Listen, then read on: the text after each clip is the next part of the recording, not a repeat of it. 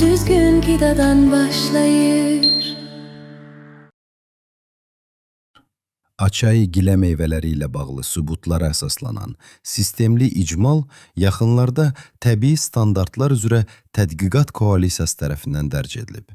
Bu qurum məhsul istehsalçılarından maliyyə qəbul etməyən tam qərəzsiz elmi təşkilatdır və Ümumdünya Səhiyyə Təşkilatı tərəfindən ən etibarlı mənbələrdən biri kimi göstərilir.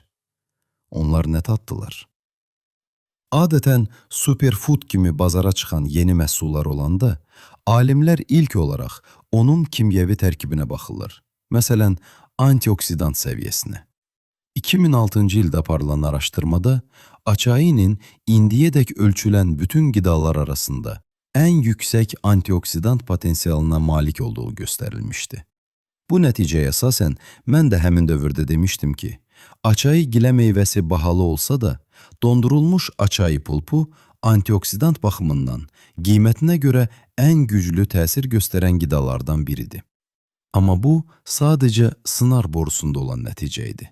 Bəs insan orqanizmində necə işləyir? Növbəti addım, laboratoriyada insan hüceyrələri üzərində test aparmaq.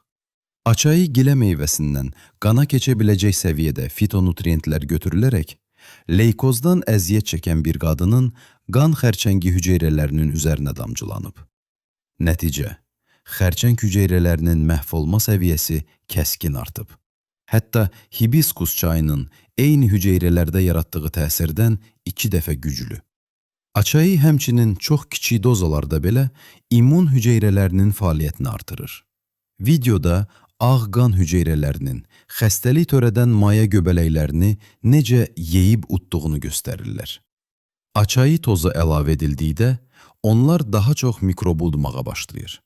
Açayı qəbul etməyənlərdə immun hüceyrələri təxminən 140 maya hüceyrəsini məhv edə bilir.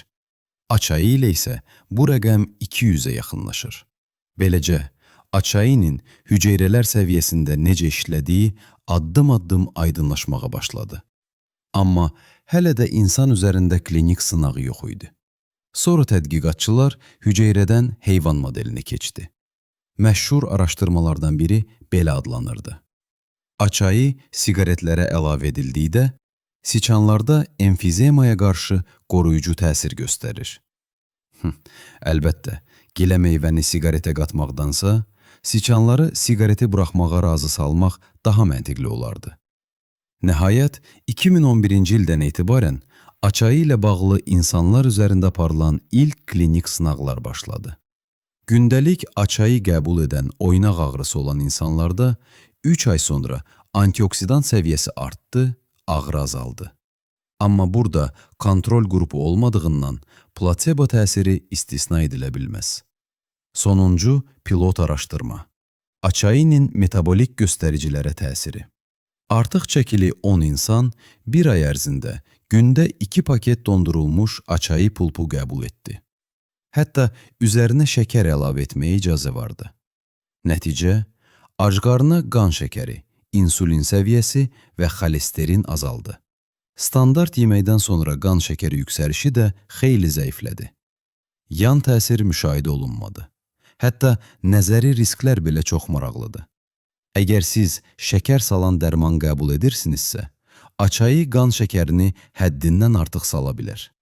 Avtoimmun xəstəliyiniz varsa, immun sistemi çox aktivləşdirə bilər. Bəs açayı əlavəsi içib əzələləri əriməyə başlayan adam? Məlum oldu ki, o məhsulun tərkibində heç açayı yox imiş. Bu, əlavələrin əsas problemidir. Ciddi nəzarət yoxdur. İçində nə olduğunu heç vaxt dəqiq bilmirsən. Məsələn, nar əlavələri ilə bağlı araşdırmada 27 məhsuldan cəmi 5-i etiketinə uyğun imiş. Yaxşı, onda mən sadəcə 100% nar şirəsi alaram deyə bilərsiniz. Amma ABŞ-da 23 şirkətin istehsal etdiyi 45 nar şirəsi nümunəsi test edilib. Etiketdə hamısı 100% nar şirəsi yazırdı. Amma yalnız 6-sı həqiqətən 100% imiş.